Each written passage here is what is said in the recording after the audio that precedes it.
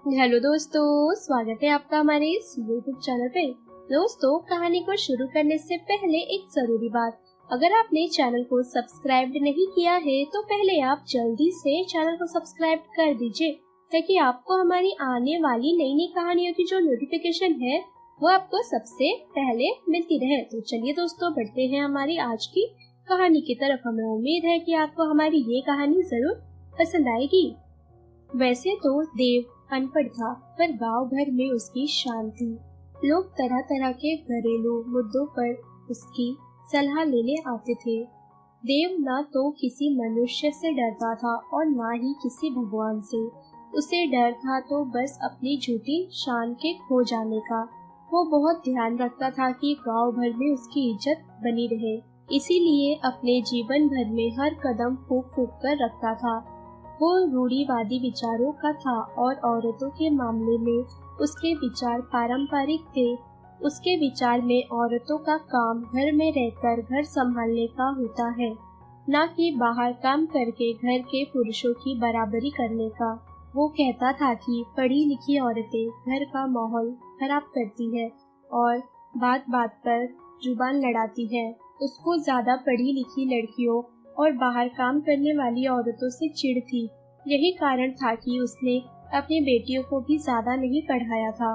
वह गांव वाले लोगों को भी लड़कियों को ज्यादा न पढ़ाने की हिदायत दिया करता था और वे भी उसकी बात आखिरकार मानते ही थे।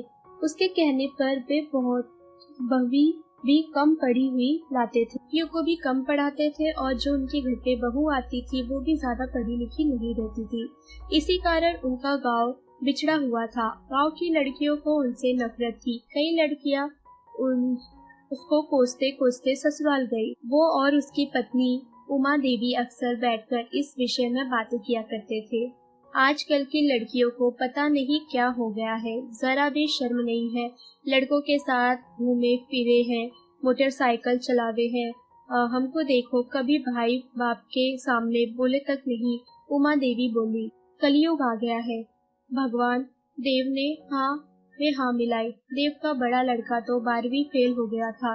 उसके बाद वो कभी स्कूल गया ही नहीं और खेती बड़ी संभाल ली। छोटा लड़का कॉलेज पास करके शहर में एक कंपनी में नौकरी कर रहा था। दोनों लड़के उसके जवान हो चुके थे। देव ने कई जगह उनके रिश्ते की भी बात चला रखी थी। दोनों के लिए ही कम पढ़ी लिखी बहुएं की तलाश थी, क्योंकि उन्हें लगता था कि इसी से घर की सुख शांति बनी रहेगी। उधर छोटे बेटे कैलाश को एक सहकर्मी मीना नाम की लड़की से प्यार हो गया था। उन्होंने शादी करने का भी फैसला कर लिया था। मीना आधुनिक लड़की थी, अपनी माँ को नहीं देखा था उसने बचपन से, पर पापा ने सारे संस्कार उसे दिए हुए थे। उसने कैलाश को कह दिया था कि वो बचपन से ही जींस पहनती आई हुई है और शादी के बाद भी यही वेशभूषा रहेगी उसकी। उसने यह भी उससे कह दिया था कि उसे और भी तरक्की करनी है आगे चलकर, इसलिए शादी के 2 साल तक तो वो बच्चा नहीं करेगी। और कैलाश ने भी उसकी सारी बातों पर हामी भर ली थी। इधर देव ने दोनों बहुओं को पसंद कर लिया था। उसने जब लड़कों को इस बारे में बताया तो कैलाश ने साफ साफ अपने बाप को मना कर दिया। उसने अपने बाप को बता दिया कि वो मीना से ही शादी करेगा और उसे वो वचन भी दे चुका है। देव ने माथा पीटते हुए कहा कि तेरी अकल क्या घास चरने गई है, बाप की नाक कटवाएगा क्या? इस दिन के लिए तुझे इतना पढ़ा लिखा कर नौकरी पर लगवाया है। उसने उसे प्यार से भी समझाया गया।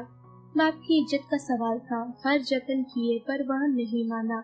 आखिरकार बड़े बेटे की शादी झूठी शान दिखाने के चक्कर में कर्ज लेकर बड़ी धूमधाम से कम पढ़ी लिखी हुई बहू के साथ ही हो गई और कैलाश ने भी मीना से शादी कर ली और उसे अपने घर पर वो लेकर आ गया। पर उसे किसी ने भी स्वीकार नहीं किया, क्योंकि वो मॉडर्न थी। देव और उमा देवी ने कभी उसे अपनी बहू माना ही नहीं और वे उसे जलाने के लिए बड़ी बहू पर ही सारा प्यार लुटाने लगे। स्कूटी पर जाना भी बंद कर दिया और वह कैलाश के साथ ही ऑफिस जाने लगी। कैलाश अपने माँ बाप द्वारा मीना के अपमान को देखता, पर मीना कहती कि धीरे धीरे सब कुछ ठीक हो जाएगा, मैं सब कुछ ठीक कर दूंगी, तुम चिंता मत करो। और सब कुछ सहती रही। कैलाश से कुछ ना कहती थी। वो अपने सास ससुर की बातें और उनके ताने सहती थी। फिर बड़ी बहू का बच्चा हो गया था। अब उसकी और आव भगत होने लगी थी और बड़ी बहू के भी रंग निराले हो गए थे। वह भी मीना को नीचा दिखाने लगी थी। अगर वो जीन्स डाल लेती तो छी कहकर उससे ऐसा व्यवहार करती जैसे कि वो कोई अछूत हो गई है। से उसकी जेठानी भी ज्यादा बात नहीं करती थी। मीना घर में अकेली पड़ी रहती थी। उसको अकेलापन महसूस होने लगता था। उसके सास ससुर उससे दूर रहते थे। कोई भी प्यार नहीं करता था घर पे। फिर भी मीना को विश्वास था कि वो सब कुछ ठीक कर देगी। मीना उनको मनाने के लिए सूट भी पहनने लगी थी और घर का काम भी करती थी, पर वो उसको आदर सत्कार भी नहीं देते थे। मीना की कमाई के पैसों से भी लोन से ना कर देते थे। वो उसके पैसों को हाथ भी नहीं लगाते थे। कहते थे हमारे यहाँ औरत की कमाई नहीं खाते।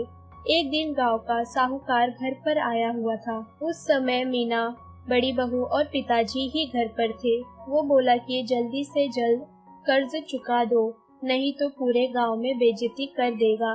देव को झटका लगा। उसने बड़ी बहू से कहा, बहू, जो जेवर मैंने तुम्हारी शादी में बनवाए थे वो मुझे दे दो। मैंने इस साहूकार से पैसे लिए थे तुम्हारी शादी के लिए, ताकि मैं अपने बेटे की शादी बड़े ही धूमधाम से कर सकूं, और ये गहने भी मैंने उसी पैसों से बनवाए थे। अब साहूकार को मैं पैसे नहीं दे पा रहा हूँ, इसलिए वो आज हमारे घर पर आया हुआ है। फिर उसकी बड़ी बहू बोली, क्यों दे दूं मैं? हम अपना गहना, तुम्हारा भरोसा नहीं, फिर दो ना दो तुम मेरे गहने वापस। और तुमको शर्म नहीं आती है क्या औरतों से गहना मांगते हुए? इतना कहकर वो बड़ी बहू अंदर चली गई और उसने दरवाजा भी बंद कर लिया। मीना को पता था वो उससे पैसे नहीं लेंगे, फिर भी उसने कहा, बाबूजी। उससे पहले ही बाबूजी बेहोश होकर गिर पड़े। उनको गहरा सदमा लगा हुआ था और गांव भर में बेइज्जती के डर से हार्ट अटैक आ गया। मीना ने देखा उनको इस समय किसी की सोच परवाह नहीं थी और जल्दी से अपनी स्कूटी निकाली और बाबूजी को उसने पीछे बैठाकर वो हॉस्पिटल ले गई। देव की आंखें खुली तो उसने सबको अपने सामने खड़ा हुआ पाया। मीना ने कहा, बाबूजी आप फिक्र मत कीजिए, मैंने आपका सारा कर्जा चुका दिया है। अब आपको चिंता करने की कोई भी जरूरत नहीं है। मैं अपने घर की इज्जत यूं नीलाम होते हुए नहीं देख सकती। अब चाहे कुछ भी कहे, आज उनको अपनी छोटी बहू पर गर्व हो रहा था। उसने उसे अपने पास बुलाया और पहली बार सर पर हाथ रखकर कहा, जीती रहो बहू। उसकी सास ने भी उसको गले से लगाया। तभी वहाँ पर कैलाश आया। उसने यह सीन देखा।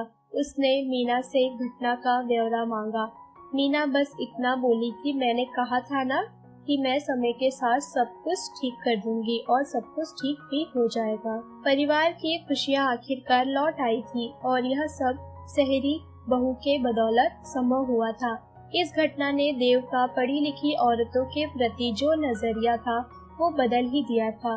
अब वह अपने पास आने वाले लोगों को पढ़ी लिखी बहू लेने की सलाह दिया करता था और अपनी बेटियों को भी पढ़ाने की वो गुजारिश करता था। वो सभी की बेटियों को पढ़ाने के लिए भी प्रोत्साहित करता था ताकि वो दूसरे घर जाकर उसे भी संवार सके।